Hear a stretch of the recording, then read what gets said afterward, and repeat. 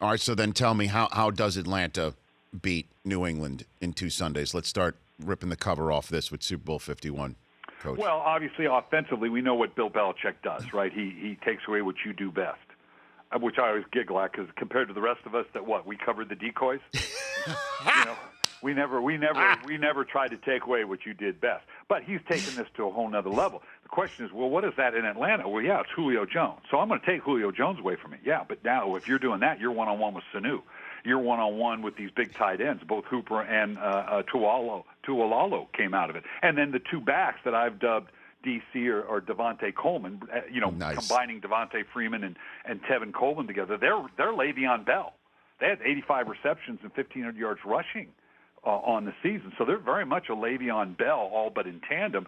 So that's going to be the challenge for New England. Okay, we're going to take away what you do best, but it's a bit of whack-a-mole because, I'm not going to let those backs beat me. So I'm going to do, now Julio Jones is one-on-one on the outside. Well, I'm going to double and triple Julio Jones. Well, that means Mohamed Sanu is one-on-one on the backside. So that's good. And they're up. I mean, not that they can't do it. That's the challenge for them.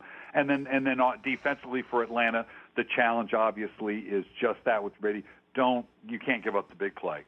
And where I have confidence in Atlanta, watching what they did to Seattle, it's very tough to bully the bully. And that's exactly what Atlanta did with Seattle. They out-physicaled Seattle, who had just come off 177 yards rushing against Detroit and couldn't get 34 yards rushing. I'm talking about Thomas Rolls. Mm-hmm. The physicality of this Atlanta team, to me, is the biggest thing that jumped out. And we didn't see it in the Green Bay game because they didn't need it because Green Bay couldn't run the ball.